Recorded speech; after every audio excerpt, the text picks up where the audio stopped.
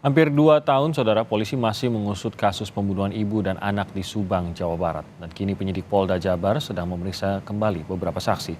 Sejumlah saksi diperiksa polisi yang sebagian besar merupakan keluarga korban. Sejak 2 Agustus 2023 sudah ada 15 saksi yang diperiksa dan pada 7 Agustus 4 orang saksi diperiksa kembali. Sementara itu istri muda Yosef yakni Mimin bersama anaknya Abi diperiksa Direktorat Reserse Kriminal Umum Polda Jawa Barat pada Senin siang. Yosef adalah suami dan ayah dari korban pembunuhan di Subang.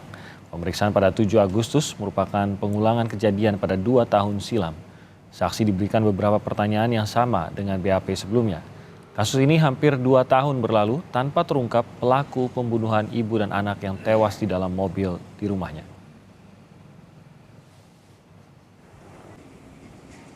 Kedua korban merupakan ibu dan anak, Tuti Suhartini dan Amalia Mustika Ratu, ditemukan tewas dalam mobil di garasi rumah mereka pada 18 Agustus 2021. Hingga kini polisi belum menemukan pelaku pembunuhan ini. Kini Polda Jabar pun sudah membentuk tim khusus yang terdiri dari Polda Jabar dan Polres Subang untuk mengungkap kasus ini. Kita perbarui informasi dari kasus pembunuhan ibu dan anak di Subang. Sudah ada jurnalis Kompas TV Henry Irawan langsung dari TKP. Selamat pagi Henry. Pagi Timothy.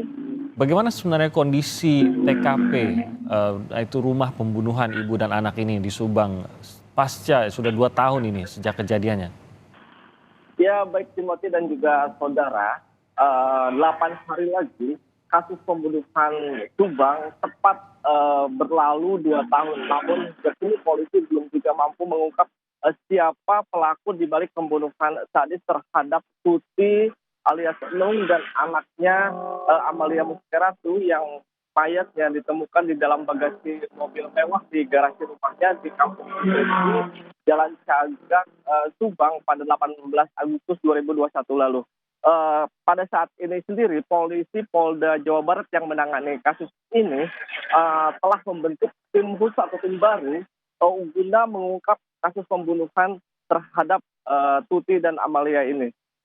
Polda Jawa Barat pun memulai melakukan penyelidikan dari awal dan memeriksa sejumlah saksi yang dilakukan 2 kali. Terakhir pemeriksaan terhadap saksi yaitu 15 saksi dilakukan pemeriksaan di Polsek Jalan Cagak Subang pada tanggal 2 Agustus kemarin dan pada hari Senin kemarin yaitu tepatnya tanggal 7 Agustus polisi Polda Jabar kembali memeriksa 4 saksi di Polda Jawa Barat, yakni diantaranya istri muda dari Yosef yang merupakan suami dan ayah dari korban, yakni Mimin dan anaknya Abi.